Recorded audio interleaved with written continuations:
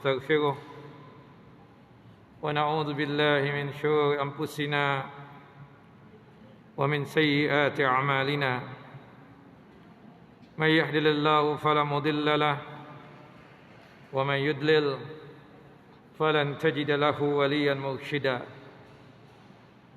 أشهد أن لا إله إلا الله وحده لا شريك له وأشهد أن محمدا عبده ورسوله ولقد قال الله تعالى في القرآن العظيم يا أيها الذين آمنوا اتقوا الله حق تقاته ولا تموتن إلا وأنتم مسلمون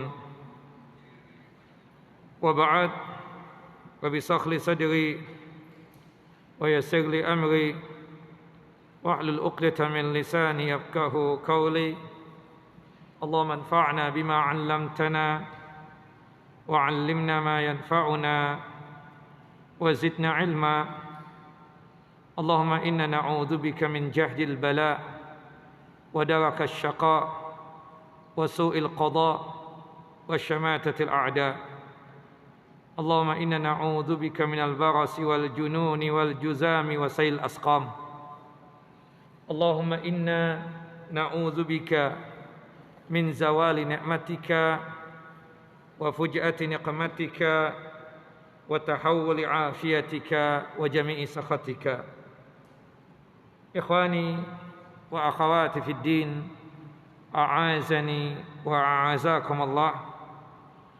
Bapa dan Ibu yang saya dimuliakan oleh Allahu Jalla wa'ala, alhamdulillah pada kesempatan kali ini bertepatan di bulan Sya'ban tanggal 28 Sya'ban 1442 Hijriyah, kita hadir ke tempat yang mulia ini, fi baitin min buyutillah, di rumah Allah, di antara rumah-rumah Allah Jalla wa'ala yang ada di muka bumi ini.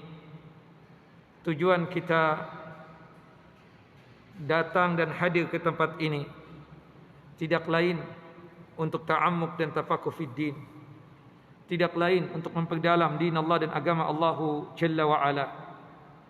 Dan ini adalah satu kenikmatan yang sangat luar biasa yang kita dapatkan. Tidak semua muslimin, tidak semua muslimat mendapatkan nikmat sebagaimana yang kita dapatkan pada kesempatan kali ini.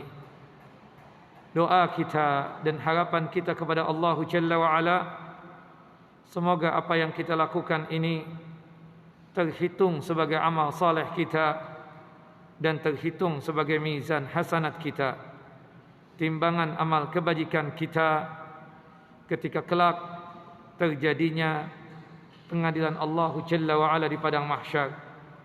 Doa kita dan harapan kita kepada Allah Jalla wa'ala, semoga apa yang kita lakukan ini sebagai caranya Allah Jalla Jalaluh untuk menjatuhkan ridhanya dan rahmatnya atas kita semua, sehingga kita semua dimasukkan ke dalam jannah dan surganya Allah Jalla wa'ala. Amin ya rabbal alamin. Salawat dan salam selalu tercurah kepada Nabi kita Muhammad sallallahu alaihi wasallam, Nabi yang telah menyampaikan amanah Allah, Nabi yang telah mengajarkan kepada kita tentang iman dan Islam, sehingga kita bisa merasakan manisnya keimanan dan lezatnya keislaman. Bapak dan Ibu yang dimuliakan oleh Allah Jalla wa'ala, melanjutkan kajian kita, pembahasan tentang amalan ringan yang mengantarkan kita ke dalam jannah dan surganya Allah Jalla wa'ala. InsyaAllah kita pada kesempatan kali ini akan mengambil hal yang berkaitan tentang salat-salat sunnah. Terutama yang akan kita bahas dua hal, yaitu berkaitan dengan salat sunnah qabliyah dan ba'diyah, dan juga insyaAllah nanti kita akan membahas tentang salat qiyamul lail, atau diistilahkan dengan istilah tahajud, atau di Ramadan diistilahkan dengan istilah tarawih atau qiyam Ramadan. Berbicara tentang salat sunnah itu fungsi dan manfaatnya tidak lain adalah untuk menutupi kekurangan yang ada pada salat wajib. Ya, ketika Allah Jalla Jalaluhu berfirman dalam hadis qudsinya kepada para malaikat, "Unzuru li abdi, unzuru li salati abdi." Lihatlah tentang salat yang dikerjakan oleh hambaku. Atammaha am naqasaha? Apakah hambaku tersebut melaksanakan ibadah salat fardunya betul-betul sempurna, atau ada sesuatu yang missing, ada yang kosong atau yang hilang? Fa in atammaha kutibat tamah. Jika sekiranya salat wajib yang dia kerjakan sempurna berkaitan tentang gerakan-gerakannya, rukun-rukunnya, bacaan-bacaannya sempurna sesuai dengan tuntunan Nabi, dan dia ikhlas mengerjakan itu salat, maka ditulislah pahala tersebut secara sempurna. Kutibat tamatan. Fa in intaqasa minha syai'an, tapi jika sekiranya hambaku yang melaksanakan salat fardu atau salat yang 5 waktu tersebut ada kekurangan, kemudian Allah mengatakan, fanzuru hallahu min tatawwu, apakah hamba-hambaku tersebut memiliki salat-salat sunnah? Kalau sekiranya ada salat sunnah yang dia kerjakan, maka kata Allah Jalla Jalaluhu, tutupilah kekurangan yang ada pada salat wajib dengan salat sunnah tersebut. Dan itu berlaku pada semua amalan. Ada puasa Ramadan, ada puasa sunnah, ada zakat, ada sedekah, ada haji yang wajib seumur hidup 1 kali dan umrah seumur hidup 1 kali. Selebihnya 2-3 kali dia melaksanakan ibadah haji, ibadah umrah, itu hukumnya sunnah yang fungsinya untuk menutupi kekurangan yang ada pada amalan wajib. Nah, kita membahas salat sunnah qobliyah dan ba'diyah. Salat sunnah qobliyah itu artinya adalah salat sunnah yang dikerjakan sebelum melaksanakan salat wajib. Sedangkan ba'diyah salat sunnah yang dikerjakan setelah melaksanakan salat wajib atau salat fardu. Karena qobliyah dan ba'diyah ini salat sunnah yang muqayyadah, salat sunnah yang ada kaitannya dengan salat fardu. Adanya qobliyah, adanya ba'diyah dikarenakan kita mengerjakan salat fardu atau salat yang 5 waktu. Qobliyah dan ba'diyah secara umum itu berjumlah 22 rakaat. Qobliyah subuh 2 rakaat, qobliyah zuhur 4 rakaat, ba'diyah zuhur 4 rakaat, qobliyah asar 4 rakaat, qobliyah maghrib 2 rakaat, ba'diyah maghrib 2 rakaat, qobliyah isya 2 rakaat, kemudian ba'diyah isya 2 rakaat. Jumlahnya semua 22. Qobliyah subuh 2 rakaat. Banyak sekali yang berkaitan tentang keistimewaan tentang qobliyah subuh tersebut. Di antaranya hadis Ibunda Aisyah radhiyallahu anha. Hadis yang dikeluarkan oleh Al-Imam Muslim. Kata Nabi sallallahu alaihi wasallam, "Rak'ata al-fajri khairun minad dunya wa fiha." 2 rakaat qobliyah subuh itu lebih baik, lebih utama, lebih bagus daripada dunia dan seisinya. Bahkan dikatakan di dalam riwayat yang lain, lahuma ahabbu ilayya minad dunya jami'a. Bahwasannya Qobliyah subuh ini yang 2 rakaat itu kata Nabi lebih aku cintai ketimbang dunia seluruhnya. Dalam hadis lain, Ibunda Aisyah radhiyallahu anha menyatakan sebagai berikut, lam yakunin nabiyyu sallallahu alaihi wasallam ala syai'in minan nawafili ashadda ta'ahudan minhu ala rak'atai al-fajri. Tidak ada salat sunnah yang dimana Nabi SAW sangat luar biasa bersemangatnya untuk mengerjakannya kecuali 2 rakaat qobliyah subuh. Tidak ada salat sunnah yang Rasulullah itu berusaha betul, bersemangat betul untuk mengerjakannya selain qobliyah subuh ini. Nah, ini menunjukkan bahwasannya qobliyah subuh tersebut luar biasa. Rasulullah SAW tidak pernah meninggalkannya, baik ketika beliau tersebut mukim ataupun beliau tersebut musafir atau safar. Nah, ini kita katakan salat yang tidak pernah ditinggal oleh Nabi kita Muhammad sallallahu alaihi wasallam. Nah, berkaitan dengan qobliyah subuh ini, Rasulullah sallallahu alaihi wasallam biasanya membaca surah setelah Al-Fatihah, itu membaca surah Al-Kafirun di rakaat yang pertama. Di rakaat yang kedua beliau membaca surah Al-Ikhlas. Karena Bapak Ibu, sifat dari qobliyah dan ba'diyah itu surah yang dibaca pendek, tidak boleh yang panjang-panjang.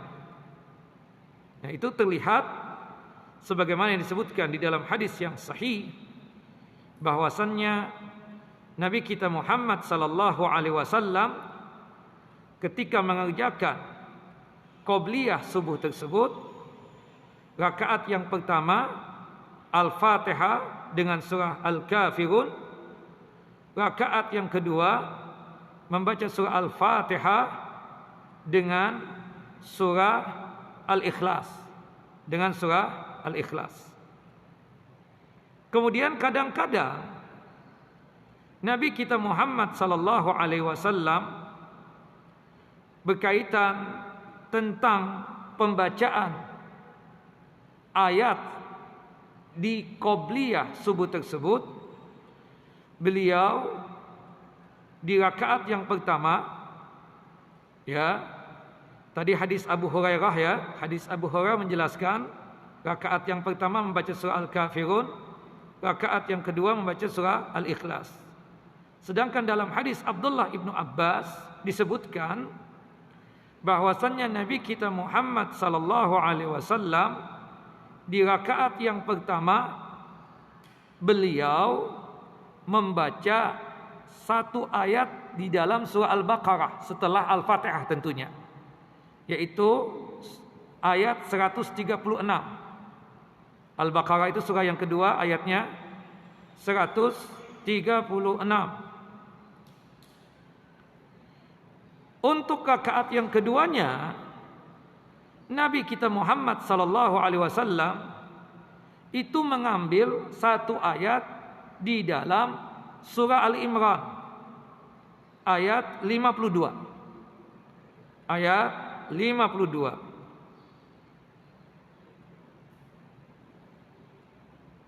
Kemudian kadang-kadang, ini yang ketiga, dalam qobliyah subuh, rakaat yang pertama setelah membaca Al-Fatihah tentunya beliau membaca surah Al-Baqarah, membaca 1 ayat dalam surah Al-Baqarah ayat 136. Untuk rakaat yang pertamanya sama, yaitu ayat 136. Tapi untuk rakaat yang keduanya beliau mengambil 1 ayat dari surah Ali Imran ayat 64. Jadi Ali Imran di rakaat yang kedua tersebut boleh kita membaca ayat 52, boleh juga kita membaca ayat 64-nya. Jelas ya? Jadi sekali lagi, untuk qobliyah subuh tersebut, rakaat yang pertama baca apa? Hadis Abu Hurairah menerangkan Al-Fatihah dan Al-Kafirun rakaat yang pertama. Kemudian rakaat yang kedua Al-Fatihah, setelahnya itu dilanjutkan dengan surah Al-Ikhlas. Kemudian hadis Abdullah bin Abbas menjelaskan qobliyah subuh rakaat yang pertama setelah Al-Fatihah membaca ayat 136 dari surah Al-Baqarah. Rakaat yang kedua membaca satu ayat dari surah Al-Imran ayat 52. Sifat yang ketiga, rakaat yang pertama setelah Al-Fatihah membaca satu ayat dalam surah Al-Baqarah ayat 136. Kemudian rakaat yang keduanya membaca satu ayat dalam surah Al-Imran ayat 64. Jelas ya? Itu yang dilakukan oleh Nabi kita Muhammad sallallahu alaihi wasallam. Nah, itu berkaitan dengan qobliyah subuh. Kemudian selanjutnya qobliyah zuhur. Qobliyah zuhur ini kita katakan 4 rakaat. Kata Ibunda Aisyah radhiyallahu anha, sebagaimana disebutkan di dalam hadis yang sahih, qalat, berkata Ibunda Aisyah, innan nabiyya sallallahu alaihi wasallam kana la yada'u arba'an qabla dhuhri wa raq'ataini qabla al-ghada.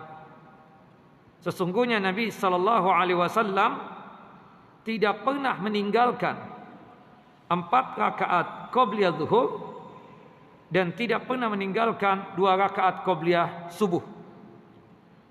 Ya. Jadi poinnya qobliyah zuhur berapa rakaat? 4 rakaat. 4 rakaat ini boleh dikerjakan 2 salam 2 salam atau 4 rakaat sekali salam. Dan itu dikuatkan lagi di dalam hadis Ali bin Abi Thalib radhiyallahu an, semoga Allah Jalla wa Ala meridai beliau. Kana Nabi sallallahu alaihi wasallam yusalli qabla dhuhri arba'an. Adalah Nabi kita Muhammad sallallahu alaihi wasallam mengerjakan qobliyah zuhur 4 rakaat. Dan dikuatkan lagi di dalam hadis Abdullah bin Sa'ib radhiyallahu an, sahabat Nabi Abdullah bin Sa'ib, anna Nabiy sallallahu alaihi wasallam kana yusalli arba'an ba'da an tazula asy-syamsu qabla dhuhri. Wa qala innaha sa'atun tuftahu fiha abwabus sama' fa ahibbu an yas'ada li fiha amalun salihun. Kata Nabi, atau bahwasanya Nabi SAW, kata Abdullah bin Sa'ib, adalah Nabi SAW mengerjakan qobliyah zuhur 4 rakaat, yang dimana yaitu ketika setelah tergelincirnya matahari, karena waktu zuhur itu masuk ketika sudah apa? Tergelincirnya matahari. Disitulah masuk waktu salat zuhur. Disitulah Nabi kita Muhammad SAW mengerjakan qobliyah zuhurnya berapa? 4 rakaat. Kemudian Nabi SAW berkomentar, innaha sa'atun tubtahu fiha abwabus sama. Ini jam-jam sekarang ini, kata Nabi, waktu zuhur tadi, pas waktu mengerjakan qobliyah zuhur, disinilah terbukanya pintu-pintu langit. Dan aku senang, aku suka, dan aku berharap pada saat amalanku tersebut diangkat, ya di waktu ini, pada saat pintu-pintu langit terbuka. Nah ini 3 hadis yang menjelaskan bahwasannya qobliyah zuhur tersebut berapa rakaat? 4 rakaat. Kemudian selanjutnya ba'diyah zuhur. Ba'diyah zuhur juga 4 rakaat. Kita belum bicara rawatibnya ya. Ini yang umum. Ba'diyah zuhur juga apa? 4 rakaat. Sebagaimana disebutkan di dalam hadis Ibunda Ummu Habibah radhiyallahu anha, semoga Allah Jalla wa ala meridai beliau, anna Rasulullah sallallahu alaihi wasallam qala, bahwasannya Rasulullah sallallahu alaihi wasallam bersabda. Dalam konteks yang lain disebutkan Ummu Habibah berkata, sami'tu Rasulullah sallallahu alaihi wasallam yaqul, aku telah mendengar Rasulullah sallallahu alaihi wasallam bersabda, man hafadha ala arba'i raka'atin qabla adh-dhuhri wa arba'in ba'daha haruma 'alan nar. Barang siapa yang sanggup menjaga dan merutinkan salat qabliyah zuhur 4 rakaat dan ba'diyah zuhur 4 rakaat, maka Allah Jalla wa ala mengharamkan neraka baginya. Artinya jaminan surga. Qabliyah zuhur 4 rakaat kita kerjakan, ba'diyah zuhur 4 rakaat, mau 4 rakaat sekali salam boleh, mau 4 rakaat 2 salam juga boleh. Yang jelas qabliyah zuhur 4 rakaat kita kerjakan, ba'diyah zuhur 4 rakaat kita kerjakan, maka diharamkan atas kita api neraka dan jaminan surga buat kita semua. Hadis ini sahih, dikeluarkan oleh Al-Imam At-Tirmidzi di dalam kitab Sunan beliau pada nomor hadis 428, dan hadis ini dikeluarkan oleh Al-Imam Ibnu Majah di dalam kitab Sunan beliau pada nomor hadis 1160, dan hadis ini dinyatakan oleh Syekh Nasiruddin Albani rahimahullah rahmatan wasi'ah sahih, atau hadis inilah sahih. Hadis ini menunjukkan dianjurkan mengerjakan salat qabliyah zuhur 4 rakaat, dan dianjurkan ba'diyah zuhur juga dikerjakan 4 rakaat, dan keutamaannya sangat jelas sekali.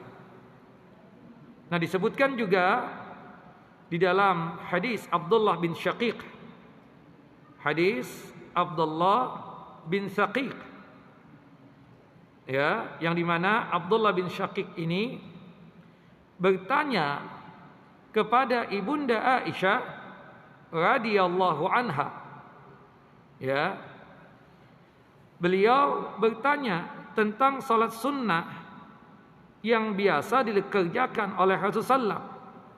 Kemudian ibunda Aisyah radhiyallahu anha menjawab, beliau terbiasa mengerjakan salat 4 rakaat sebelum zuhur di rumahku, kata ibunda Aisyah.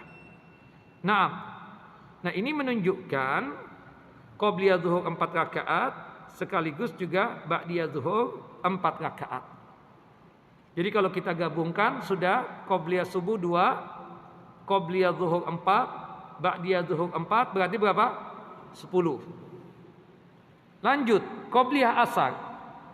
Meskipun qabliyah asar ini bukan rawatib, bukan yang rutin dikerjakan oleh Nabi kita Muhammad SAW, tapi qabliyah asar ini ada. Dan bagus kalau kita tersebut sanggup untuk apa? Mengerjakannya.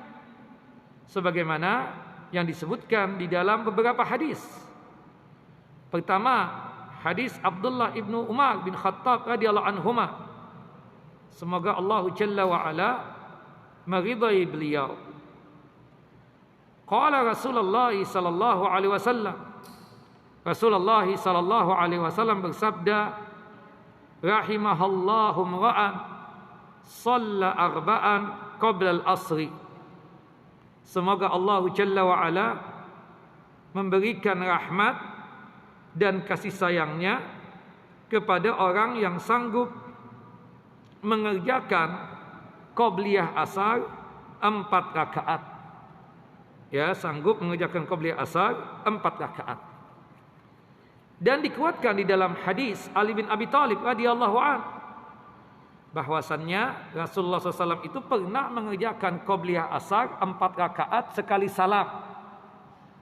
Bagus kalau kita sanggup mengerjakan qabliyah asarnya 4 rakaat. Kalau 2 saja bagaimana Ustaz? Bolehkah? Boleh. Berdasarkan hadis yang umum, hadis dari sahabat yang mulia Abdullah bin Mughaffal radhiyallahu an, qala berkata, qala Rasulullah sallallahu alaihi wasallam, Rasulullah sallallahu alaihi wasallam bersabda, "Baina kulli adanaini salatun."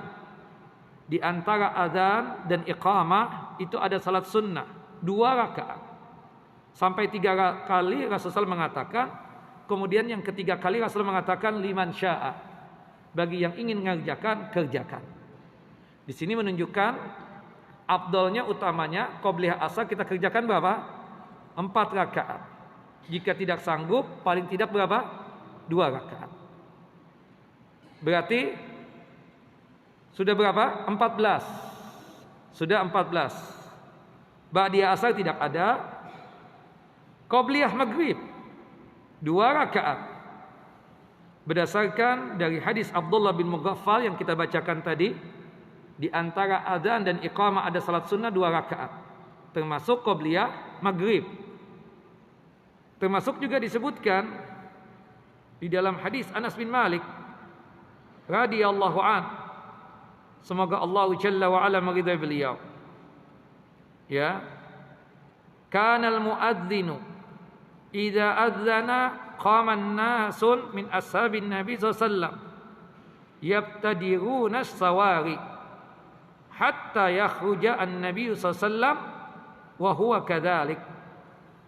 Ketika muadzin sudah melantunkan adzannya, sudah selesai adzan, la ilaha illallah, kemudian para sahabat berdiri. Untuk apa berdiri? Untuk mengerjakan salat sunnah. Dan mereka tersebut bergerak dengan segera menghampiri tiang-tiang masjid. Untuk apa tiang masjid itu? Untuk dijadikan sebagai sutrah. Sutra itu pembatas antara orang yang sholat dengan orang yang ingin melewati dia yang sedang sholat. Supaya orang yang melewati orang yang sholat tidak ada dosa. Ketika melewati orang yang sholat, maka hendaknya kita yang sholat meletakkan sesuatu di depan sujud kita. Entah tiang masjid, entah meja, entah cuma sekedar botol seperti ini, kita letakkan di depan sujud kita. Namanya apa? Sutrah. Tujuannya agar orang yang melewati kita salat ini tidak dosa, karena dosanya dosa besar. Maka supaya tidak ada dosa, di depan sujud kita letakkan apa? Sutrah. Dan sutrah ini wajibnya bagi imam dan bagi orang yang salat sendirian. Sedangkan sutrah untuk makmum diwakili oleh siapa? Oleh imam. Nah, sebagaimana disebutkan di dalam hadis Abdullah ibnu Abbas radhiyallahu anhuma.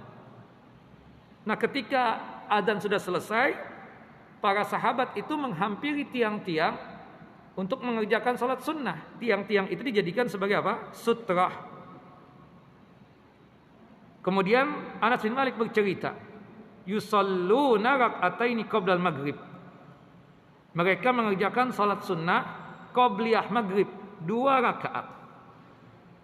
Di sini menunjukkan bahwasannya qobliyah maghrib itu ada, yaitu berapa rakaat? 2 rakaat. Dan itu dikuatkan lagi di dalam hadis Anas juga sebenarnya, hadis dari Mukhtar bin Fulful. Ini kita katakan seorang tabi'in yang bertanya kepada Anas radhiyallahu an ketika menanyakan tentang qobliyah ketika menanyakan tentang masalah ba'diyah asar yang pada kenyataannya tidak ada, kita katakan. Kemudian dia menanya tentang qobliyah maghrib, dan dikatakan oleh Anas bin Malik bahwasanya qobliyah maghrib tersebut ada.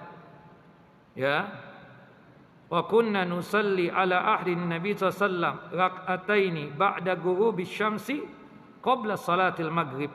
Adalah kami para sahabat di zaman Nabi sallallahu alaihi wasallam mengerjakan qobliyah maghrib 2 rakaat. Ya, setelah tenggelam matahari itu kan 1 menit muncul yang namanya syafaq merah. Yaitu syafaq merah itu sebagai tanda bahwasanya waktu maghrib telah hadir, telah tiba. Kami para sahabat sebelum melaksanakan salat maghrib mengerjakan qobliyah maghrib tersebut 2 rakaat. Di sini menunjukkan bahwasanya qobliyah maghrib tersebut ada. Dan itu dikuatkan lagi di dalam hadis Marsid bin Abdillahi Al-Yazani, bahwasannya qabliyah maghrib tersebut ada, ya. Seperti itu. Nah, ini beberapa hadis yang menjelaskan tentang qabliyah maghrib tersebut ada. Termasuk kita katakan setelah maghrib, ba'diyah maghrib 2 rakaat. Berdasarkan hadis dari Abdullah ibnu Umar dan juga hadis dari ibunda Ummu Habibah radhiyallahu anha. Nah, jadi qabliyah maghrib 2 rakaat, ba'diyah maghrib 2 rakaat, berapa jumlahnya sudah? 18. Kemudian qabliyah isya 2 rakaat berdasarkan hadis dari Abdullah bin Mughaffal radhiyallahu an, dan dikuatkan juga di dalam hadis ibunda Aisyah radhiyallahu anha, dan juga dikuatkan di dalam hadis ibunda Ummu Habibah radhiyallahu anha, dan dikuatkan lagi di dalam hadis Abdullah ibnu Umar radhiyallahu anhuma, dan dikuatkan lagi di dalam hadis Anas bin Malik radhiyallahu an. Jadi berkaitan tentang ba'diyah isya tersebut, ada beberapa hadis yang menjelaskan tentang masalah itu. Ala kulli hal, kalau kita gabungkan seluruhnya, qabliyah dan ba'diyah tersebut, ada berapa salat? Ada berapa rakaat? 22 rakaat. Sekali lagi ibu-ibu, qabliyah subuh 2 rakaat, qabliyah zuhur 4 rakaat, ba'diyah zuhur 4 rakaat, qabliyah asar 4 rakaat, qabliyah maghrib 2 rakaat, ba'diyah maghrib 2 rakaat, qabliyah isya 2 rakaat, dan ba'diyah isya 2 rakaat. Jumlahnya semua 22. Jika kita sanggup mengerjakan itu, maka itu bagusnya dan itu utamanya. Tapi kalau kita tidak sanggup 22 rakaat, paling tidak rawatibnya. Rawatibnya itu berjumlah 12 rakaat. Sebagaimana disebutkan di dalam 2 hadis. Hadis ibunda Ummu Habibah dan hadis dari ibunda Aisyah radhiyallahu anha. Nah, disebutkan di dalam hadis ibunda Ummu Habibah radhiyallahu anha, hadis yang dikeluarkan oleh Al-Imam Muslim dan juga oleh Al-Imam At-Tirmidzi. Qalat, berkata ibunda Ummu Habibah, sami'tu Rasulullah sallallahu alaihi wasallam yaqul, aku telah mendengar Rasulullah sallallahu alaihi wasallam bersabda, man shalla isnatai asyrata rak'atan fi yaumin wa lailatin buniya lahu bihinna baitun fil jannah. Barang siapa yang sanggup untuk mengerjakan 12 rakaat dalam sehari dan semalamnya, maka dibangunkan untuknya rumah di surga. Qalat Ummu Habibah, berkata ibunda Ummu Habibah, fama taraktuhunna mundu sami'tuhunna min Rasulillah sallallahu alaihi wasallam. Sejak aku mendengar sabda Nabi SAW tentang hadis ini, bahwasanya rawatib itu 12 rakaat, aku tidak pernah meninggalkan yang 12 rakaat ini sampai meninggal dunia. Dan itu dikuatkan dalam perkataannya Anbasyah bin Abi Sufyan. Ini tidak lain kita katakan seorang tabi'in, yang dimana Anbasyah ini mengatakan sebagai berikut juga, fama taraktuhunna mundu sami'tuhunna min ummi Habibah. Sejak aku mendengar hadis ini dari ibunda Ummu Habibah, yang 12 rakaat ini aku tidak pernah tinggalkan. Ini kata siapa? Anbasyah bin Abi Sufyan. Kemudian Anbasah ini meriwayatkan ini hadis lagi kepada Amr bin Aus. Kepada Amr bin Aus. Amr bin Aus pun berkata hal yang sama. Ma taraktuhunna mundu sami'tuhunna min Anbasah. Aku tidak pernah meninggalkan yang 12 rakaat ini sejak aku mendengar ini hadis dari Anbasah bin Abi Sufyan. Subhanallah. Kemudian Amr bin Aus menceritakan hadis ini kepada Nu'man bin Salim. Kepada siapa? Nu'man bin Salim. Nu'man bin Salim pun berkata hal yang sama. Ma taraktuhunna mundu sami'tuhunna min Amr bin Aus. Bahwasannya sejak aku mendengar hadis ini dari Amr bin Aus, yang 12 rakaat ini, kata Nu'man bin Salim, tidak pernah aku tinggalkan. Nah, yang 12 rakaat itu disebutkan di dalam hadis Ibunda Ummu Habibah, hadis yang dikeluarkan oleh Al-Imam At-Tirmidzi, dan dikuatkan di dalam hadis Ibunda Aisyah. Kita bacakan hadis Ibunda Aisyah, yang dimana Abdullah bin Syaqiq, seorang tabi'in rahimahullah, semoga Allah memberikan rahmat kepada Abdullah bin Syaqiq, qala, berkata, sa'altu Aisyata radhiyallahu anha an salati Rasulullah sallallahu an tatawu'ihi. Aku, kata Abdullah bin Syaqiq, pernah bertanya kepada Ibunda Aisyah radhiyallahu anha tentang salat sunnah yang dikerjakan oleh Nabi SAW, bil khususnya berkaitan tentang Qobliyah dan Ba'diyah. Faqalat, Ibunda Aisyah radhiyallahu anha menjawab, kana Nabi sallallahu alaihi wasallam yusalli fi baitihi qabla adh-dhuhri arba'an. Adalah Nabi sallallahu alaihi wasallam, beliau salat di rumah beliau qabliyah zuhur 4 rakaat. Di sini menunjukkan untuk qobliyah dan ba'diyah, jika sanggup, jika mampu, itu dikerjakan di mana? Di rumah. Dan Rasulullah SAW mengatakan apa? Sallu fi buyutikum. Sallu fi buyutikum. Sallu fi buyutikum ilal faraid. Salatlah kalian di rumah kalian. Salatlah kalian di rumah kalian. Salatlah kalian di rumah kalian. Kecuali salat wajib. Salat fardu kita yang laki-laki di masjid. Nah, di situ menunjukkan bahwasannya yang menjadi kebiasaan Nabi untuk salat sunnah, termasuk qobliyah dan ba'diyahnya, mengerjakan di mana? Di rumah. Tapi bukan berarti salah kalau sekiranya kita tersebut mengerjakan qobliyah dan ba'diyah di masjid. Rasulullah pernah nggak mengerjakan qobliyah dan ba'diyah di masjid? Pernah. Kapan, Ustaz? Ketika i'tikaf. Kita tahu i'tikaf kan tidak boleh keluar masjid kecuali jika ada hajat dan keperluannya. Nah, Rasulullah ketika beliau mukim, tidak menjamak, tidak mengqashar salat, tentunya ketika beliau tidak menjamak salat, tidak mengqashar salat, maka dipastikan beliau itu mengerjakan yang 12 rakaat ini. Nah, apa saja yang 12 rakaat? Yang pertama, kata Ibunda Aisyah, 4 rakaat qobliyah zuhur.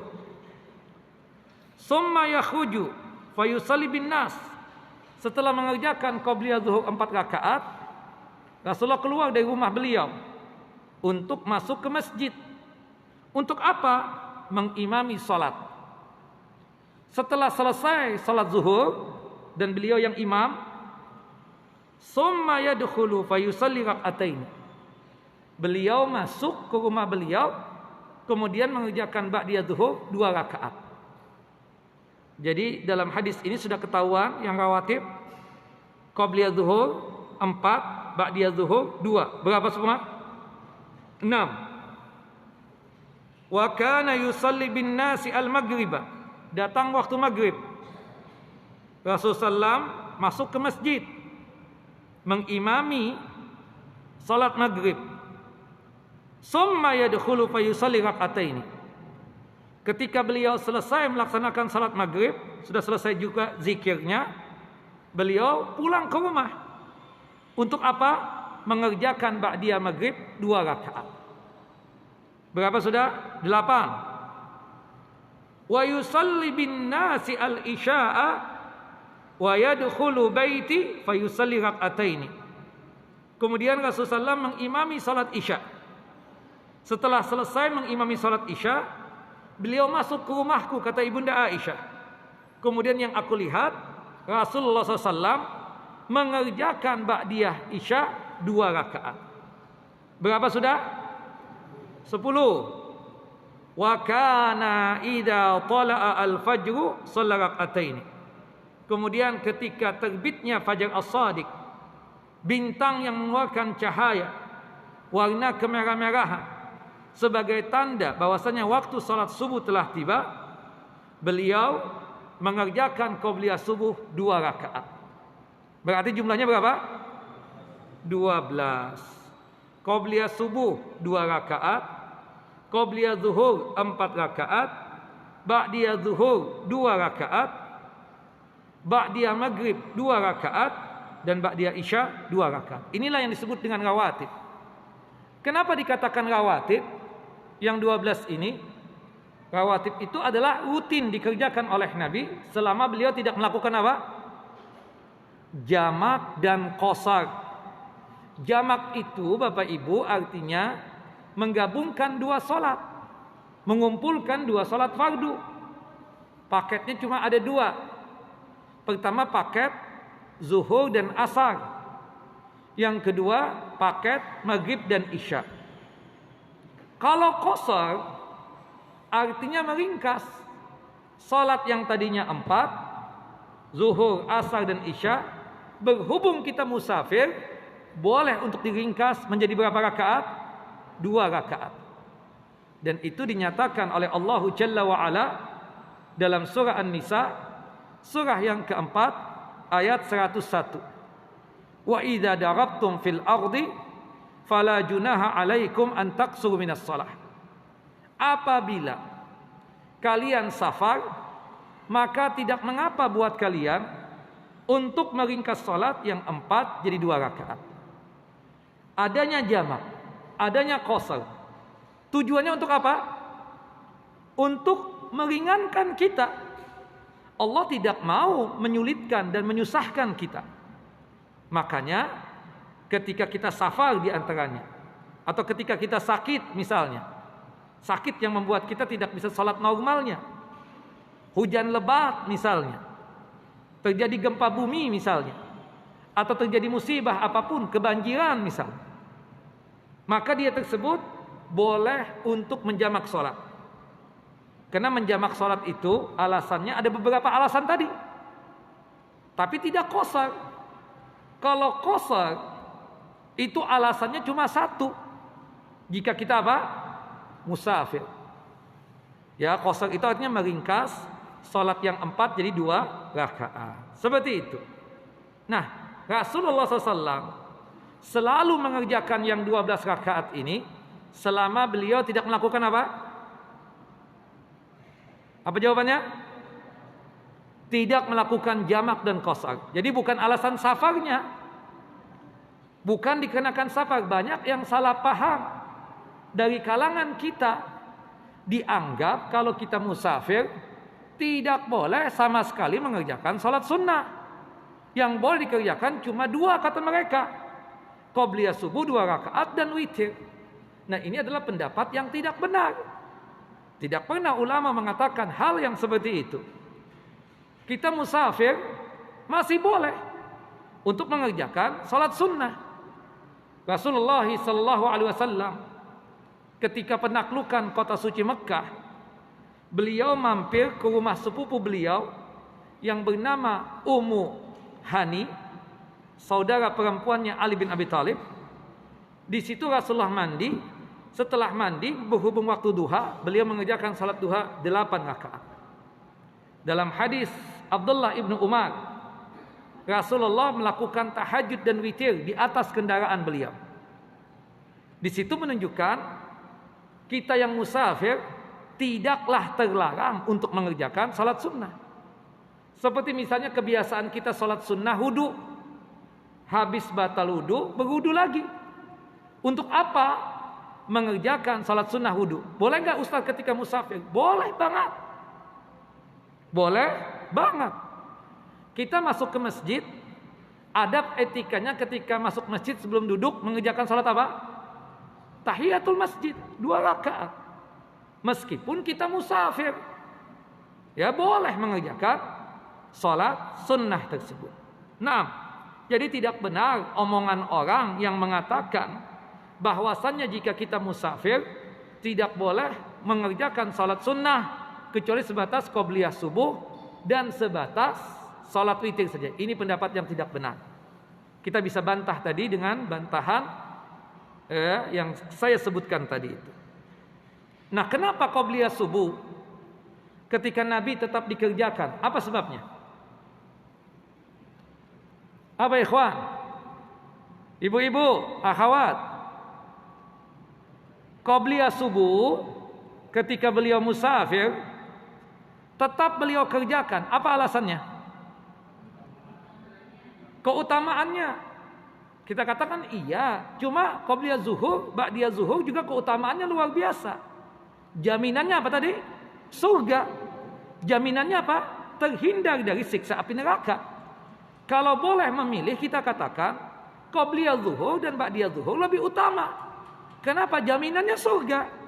Sedangkan qobliyah subuh itu cuma lebih bagus daripada dunia dan seisinya. Jelas ya? Nah, jadi begini, alasannya bukan karena keutamaannya, alasannya karena salat subuh itu tidak ada jamak dan tidak ada qasar. Tidak disyariatkan kita untuk subuh menjamak misalnya dengan zuhur, haram. Tidak benar itu. Atau kita qasar yang tadinya 2 jadi 1, haram, enggak boleh. Jamak itu paketnya cuma ada berapa tadi? Ada 2. Paket yang pertama zuhur dan asar, paket yang kedua maghrib dan isya. Jelas ya? Kalau yang diqasar, yang diringkas, itu cuma sebatas salat yang 4 rakaat. Zuhur, asar, dan isya. Maghrib dan subuh tidak boleh antum qasar. Jelas ya? Nah, berhubung salat subuh itu tidak ada jamak, tidak ada qasar, ya, maka Rasulullah SAW qobliyah subuhnya tetap dikerjakan tidak? Dikerjakan oleh Nabi kita Muhammad sallallahu alaihi wasallam. Mafhum ya? Jelas ya? Jadi kita musafir masih boleh nggak mengerjakan salat sunnah? Jadi Rasulullah rutin mengerjakan qobliyah dan ba'diyah termasuk rawatib yang 12 selama beliau tidak melakukan apa? Tidak melakukan jamak dan qasar. Bukan dikarenakan alasan mukim, bukan dikenakan alasan musafir. Tidak benar. Jelas ya? Jadi pertanyaan saya lagi. Jika kita umrah, ya, kemudian setelah selesai umrah kita salat di Masjidil Haram. Kita normal ikut dengan imam tanpa jamak, tanpa qasar. Zuhur ikut dengan imam 4 rakaat di waktu zuhur. Tidak kita jamak, itu zuhur tidak kita qasar juga. Asar juga 4 rakaat di waktu asar. Ikut dengan imam tanpa jamak, tanpa qasar. Maghrib juga begitu. Kita kerjakan sesuai dengan waktunya, ikut dengan imam tanpa kita jamak. Isya pun juga begitu. Salat isya di waktu isya ikut dengan imam Masjidil Haram tanpa kita jamak, tanpa kita qasar. Pertanyaan saya, berhubung ketika di Masjidil Haram kita tidak mengambil rukhsah jamak dan qasar tadi, boleh enggak mengerjakan qobliyah dan ba'diyah termasuk rawatibnya? Boleh. Termasuk nanti pulang kampung kita salatnya di masjid, kita enggak mau jamak, kita enggak mau qasar, monggo. Di situ boleh enggak kita mengerjakan qobliyah dan ba'diyah? Boleh. Jadi qobliyah dan ba'diyah ini tidak ada ketika kita melakukan apa? Jamak dan qasar. Qobliyah dan ba'diyah ada termasuk rawatib jika kita tidak melakukan jamak dan qasar. Jelas ya? Baik. Nah, sekali lagi 22 tidak bisa, kita ambil yang 12-nya. Qobliyah subuh 2 rakaat, kemudian qobliyah zuhur 4 rakaat, sekali lagi qobliyah subuh 2 rakaat, qobliyah zuhur 4 rakaat, ba'diyah zuhur 2 rakaat, ba'diyah maghrib 2 rakaat, ba'diyah isya 2 rakaat. 12. Jika bapak dan ibu sanggup untuk mengerjakan yang 12 rakaat ini, maka apa kata Nabi kita Muhammad SAW? Buniyalahu bihinna baitun fil jannah. Maka akan dibangunkan dan dibuatkan rumah di surga kelak. Artinya, dikarenakan kita yang mengerjakan yang 12 rakaat yang ringan ini, maka ini adalah amalan ringan yang mengantarkan kita ke dalam jannah dan surganya Allahu Jalla wa'ala. Nah ini. Kemudian berkaitan tentang qadha, qobliyah dan ba'diyah. Boleh tidak kita mengqadha qobliyah dan ba'diyah? Nah, sepakat para ulama berkaitan dengan qobliyah subuh, jika kita ketinggalan qobliyah subuh, maka boleh untuk diqadha qobliyah subuhnya. Ya. Berdasarkan 3 hadis. Pertama, hadis dari Abu Hurairah radhiyallahu an. Yang kedua, hadis dari Ammar bin Qais, ada mengatakan ya Fahad bin Qais. Yang ketiganya adalah hadis dari Abdullah bin Buhainah. Hadis dari Abdullah bin Buhainah. Nah, kapan mengqadhanya? Mengqadhanya tersebut ya itu boleh setelah subuh langsung, berdasarkan hadis Qais bin Ammar atau Ammar bin Qais ya. Kemudian juga berdasarkan hadis dari Abdullah bin Buhainah ya, untuk mengqadha qobliyah subuh tersebut. Atau kalau sekiranya ingin aman, qadhalah setelah terbit matahari, tepatnya di waktu duha. Berdasarkan hadis dari Abu Hurairah radhiyallahu an, qala Rasulullah sallallahu alaihi wasallam, Rasulullah sallallahu alaihi wasallam bersabda, "Man fata qablatul fajar falyusalliha ba'da ya tulu'isy syamsi." Barang siapa yang hilang atau tidak sempat mengerjakan qobliyah subuh, maka kerjakanlah qobliyah subuh tersebut ya setelah terbitnya matahari. Waktu terbit kan enggak boleh sholat. Setelah terbitnya matahari itu anggaplah setelah 10 menit, yang disebut dengan istilah kita waktu syuruk. Syuruk dan duha tidak ada bedanya. Syuruk itu artinya awal waktu duha. Nah, jadi kita mengqadha qobliyah subuh tersebut boleh setelah subuh langsung, boleh juga di waktu duha. Dikatakan di sini oleh para ulama, di antaranya oleh Al-Imam Ibnu Qayyim rahimahullah rahmatan wasi'ah, dan juga disebutkan oleh Al-Imam Ibnu Qudamah rahimahullah rahmatan wasi'ah.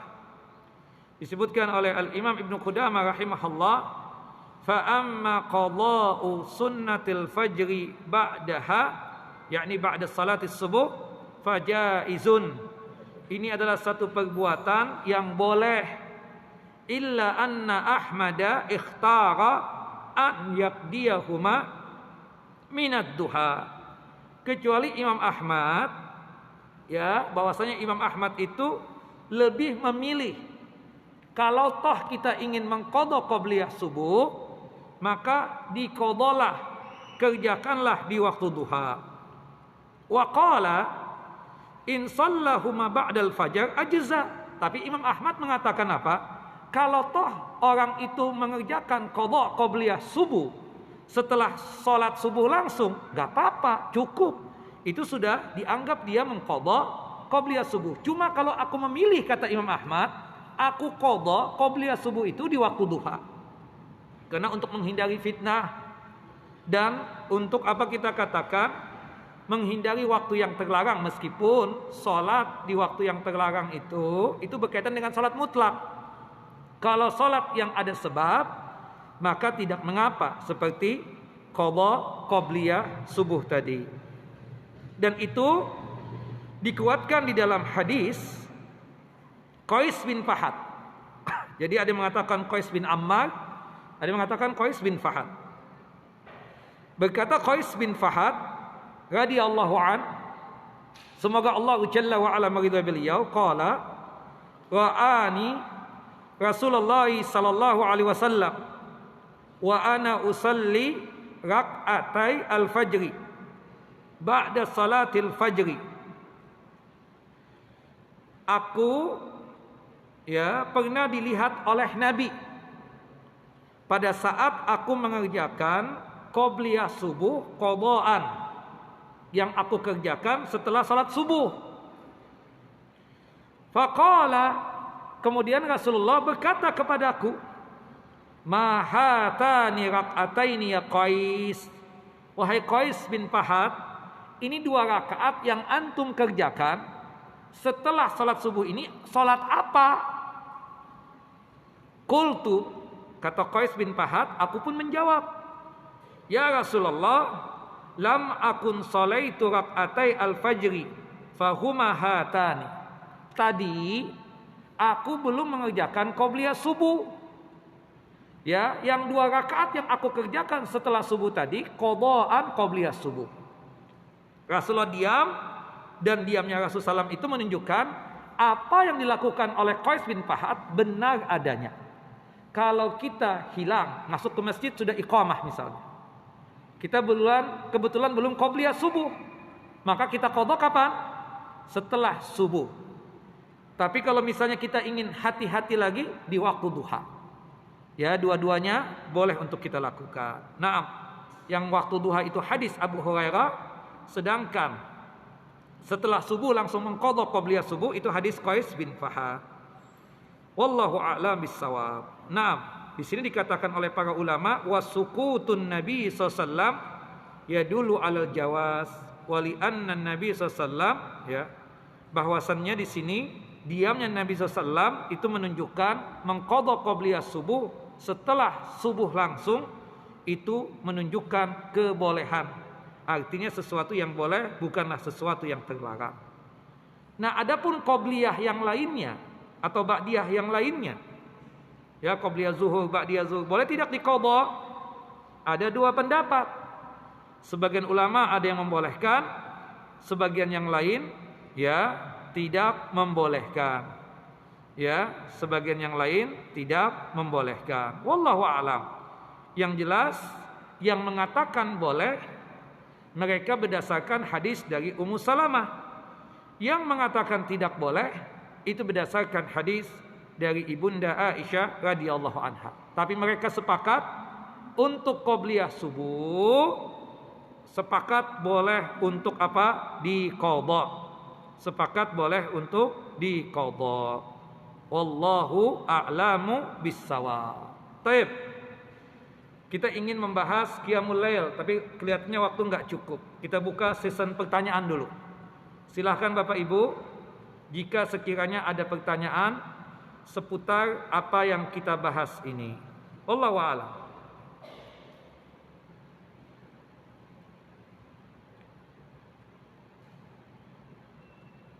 Nah, Ustadz, apakah benar ba'diyah Isya itu 4 rakaat bukan 2 rakaat? Yang sahih, yang benar kita katakan berdasarkan hadis dari Ibunda Aisyah dan juga hadis dari Ibunda Ummu Habibah dan hadis dari Abdullah ibnu Umar ba'diyah Isya itu cuma 2 rakaat, bukan 4 rakaat. Adapun di dalam hadis Abdullah ibnu Abbas yang menyebutkan Rasulullah SAW salat setelah Isya itu 4 rakaat, ada kemungkinan 2 rakaat yang setelahnya itu diniatkan oleh Nabi kita Muhammad SAW adalah salat malam atau salat tahajud. Karena kita tahu salat tahajud tersebut ya dimulai waktunya setelah Isya, tepatnya setelah ba'diyah Isya. Seperti itu. Dan itu yang dikatakan oleh para ulama ketika menjelaskan tentang 2 rakaat tambahan setelah ba'diyah Isya, kata mereka itu adalah berkaitan dengan apa? Salat malam. Dan itu dikuatkan di dalam hadis ya Abdullah ibnu Abbas radhiyallahu anhuma. Naam, seperti itu. Adapun yang mengatakan 4 rakaat itu sebagai ba'diyah Isya, hadis-hadis yang menjelaskan itu hadisnya tersebut apa? Dhaif. Tidak bisa untuk dijadikan sebagai hujjah. Makanya dikatakan oleh para ulama yusra'u ya disyariatkan berkaitan tentang ba'diyah ya, ba'diyah Isya tersebut itu adalah 2 rakaat. Rak'atani ya, 2 rakaat. Seperti itu. Wallahu a'lamu bissawab. Naam.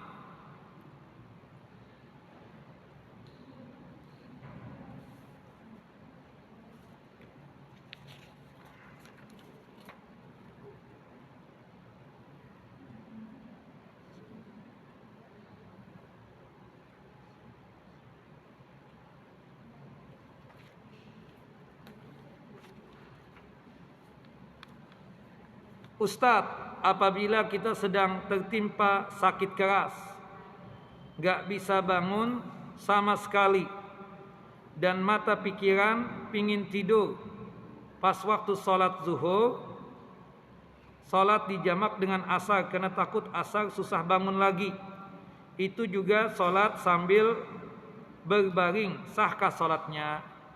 Ibu-ibu, bapak-bapak, salah satu alasan kita boleh untuk ya menjamak sholat dikarenakan sakit yang membuat kita tersebut tidak bisa sholat sebagaimana normalnya.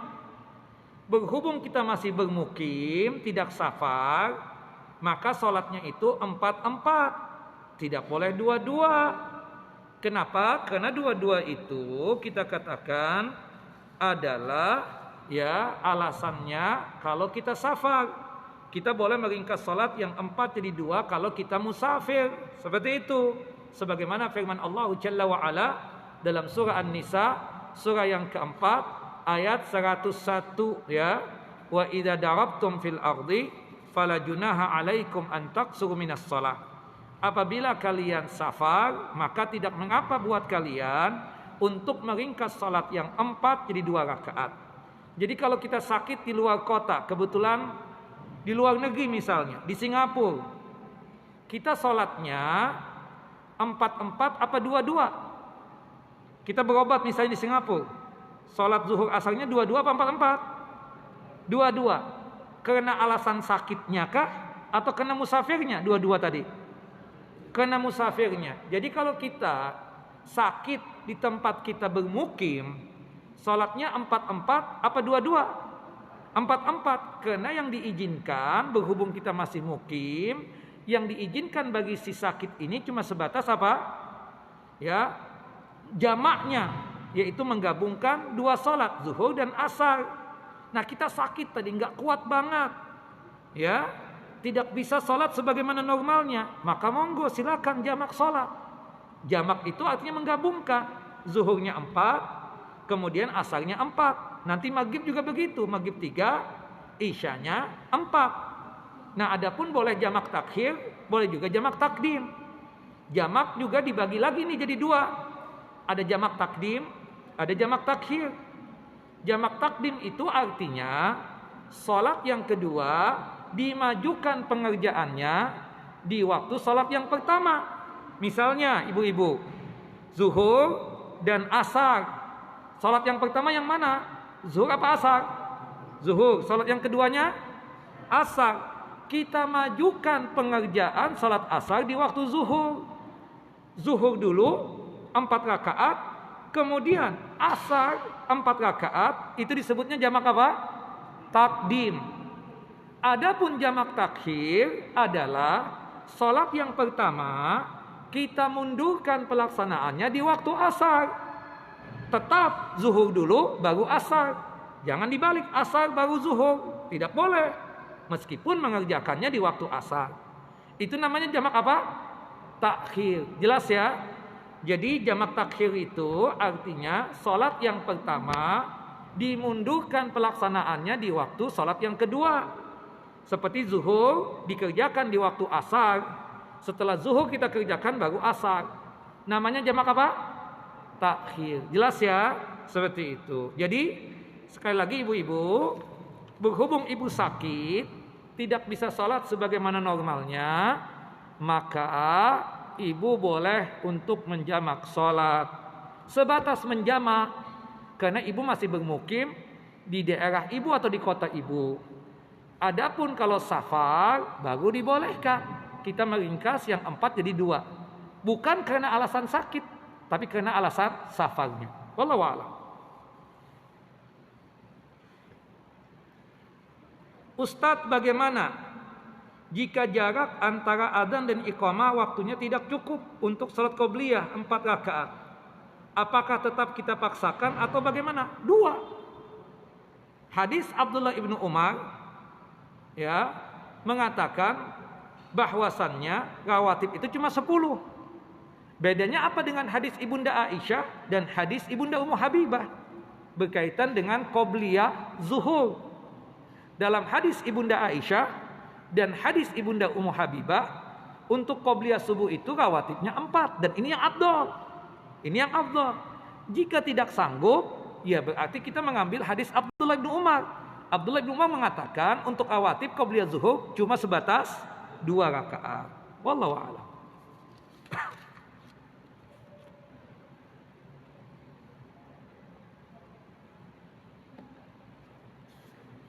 Musafir, apakah ada batasan waktunya? Kita katakan yang benar, selama kita tersebut masih niatan safar di suatu daerah atau di suatu negeri, maka kita masih diizinkan untuk menjamak dan mengqashar salat. Tapi kalau kita sudah berubah niat, ingin bermukim di tempat tersebut, berarti kita tidak boleh lagi untuk melakukan jamak dan qashar. Wallahu a'lam.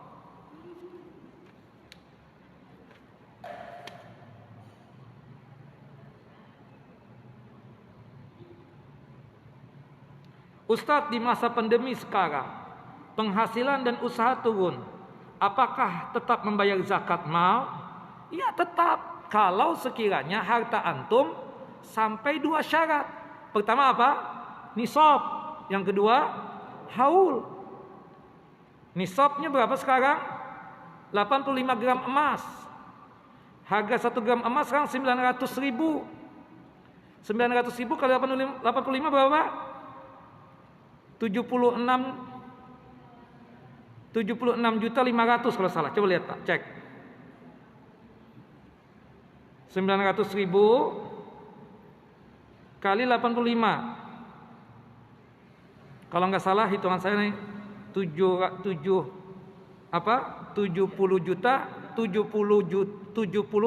juta 500. Jika Bapak Ibu punya tabungan 76.500.000 berarti sampai nisab. Ya. Sudah berputar nih 76.500.000 ini. Maka apa? Kalau sudah berputar 1 tahun tetap wajib zakat. Meskipun antum bilang penghasilan anak turun Ustaz masa pandemi. Mau ada penghasilan mau tidak. Kalau antum punya tabungan nilainya 76.500.000 atau lebih dan sudah berumur 1 tahun, sudah berputar 1 tahun, maka wajib dikeluarkan zakatnya. Dipotong berapa persen? 2,5%. Seperti itu. Enggak ada alasan. Pandemi ataupun tidak pandemi, berarti antum masih kaya. Kalau kaya berarti wajib mengeluarkan zakat malnya. Seperti itu.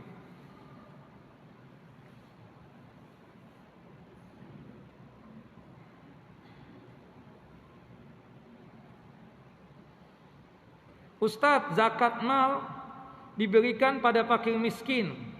Boleh tidak saat menyerahkan zakatnya tanpa bilang, ya, tanpa mengucap ini zakat mal? Ya iyalah. Orang kalau kita kasih tanpa nanya kita enggak, karena kita tahu nih, ini orang fakir, ini orang miskin. Orangnya main ambil saja. Ya sudah, kalau dia nanya kita, baru kita kasih tahu ini uang zakat. Karena ana lihat antum layak menerima apa? Zakat. Seperti itu. Wallahu a'lam. Ya, jadi sekali lagi kita wajib berzakat itu kalau kita punya harta, mau rupiah, mau dolar, ya, mau ringgit, ya, apapun, kalau sudah sampai nisab dan haul, maka keluarkan apa? Zakatnya. Keluarkan zakatnya. Nah, itu kira.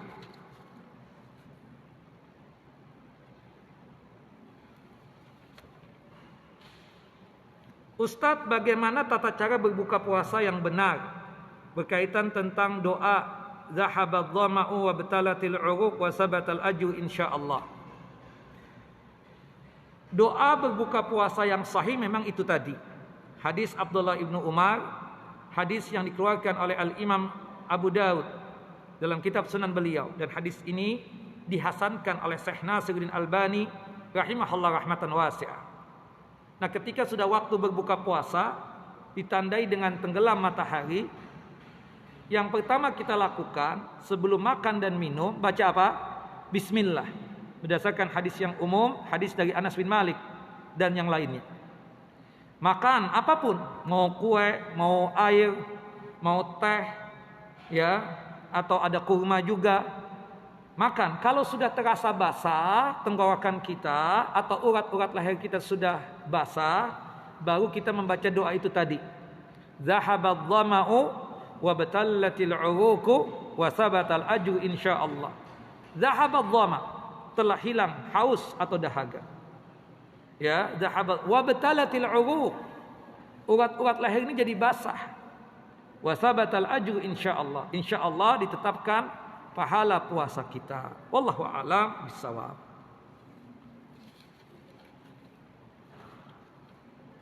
Apa yang disebut dengan fidyah? Fidyah itu memberikan makan kepada golongan fakir miskin, dikarenakan dia tidak sanggup untuk berpuasa. Jadi kalau orang tidak sanggup untuk berpuasa, maka diganti dengan apa? Membayar fidyah utang puasanya tersebut. Ya. Kalau hitungan beras, seharinya 2 liter beras. Hitungan beras, seharinya 2 liter beras. Itu sudah lebih. Nah, kemudian ada 4 golongan yang diizinkan untuk membayar fidyah tersebut. Yang pertama, orang yang sakit menahun. Sembuhnya kapan? Wallahu a'lam. Hanya Allah yang tahu. Dan dia tidak sanggup puasa. Maka mengganti utang puasanya dengan apa? Membayar fidyah. Yang kedua, lansia. Lansia yang memang tidak sanggup untuk berpuasa, fisiknya sudah lemah. Tapi kalau lansia yang kuat berpuasa, wajib berpuasa. Nah, kalau lansia yang tidak kuat berpuasa, maka diganti dengan apa? Dengan membayar fidyah. Yang ketiga, perempuan hamil. Karena kalau dia berpuasa bisa membahayakan buat diri si perempuan hamil tadi dan buat si janin, maka diizinkan oleh Allah Jalla wa'ala untuk tidak berpuasa dan diganti utang puasanya dengan membayar fidyah. Yang terakhir, perempuan yang menyusui. Perempuan menyusui yang khawatir akan dirinya jika berpuasa dan khawatir akan si bayi, maka boleh tidak berpuasa dan diganti utang puasanya dengan apa? Membayar fidyah. Seperti itu. Nah, ini yang berkaitan dengan pembahasan kita, insya Allah nanti di bulan Ramadan kita akan membahas tentang amalan ringan ini yang berkaitan tentang Qiyamul Lail. Ada poin-poin penting yang insya Allah nanti kita akan jelaskan, ya pada pertemuan yang akan datang bulan depan insyaallah. Ini saya rasa sampai di sini kajian kita. Wassallallahu nabiyana Muhammad wa ala ali Muhammad kama sallaita ala Ibrahim wa ala ali Ibrahim innaka Hamidun Majid. Allahumma barik ala Muhammad wa ala ali Muhammad kama barakta ala Ibrahim wa ala ali Ibrahim innaka Hamidun Majid. Subhanakallahumma wa bihamdika asyhadu an la ilaha illa anta astaghfiruka wa atubu ilaik. Assalamualaikum warahmatullahi wabarakatuh.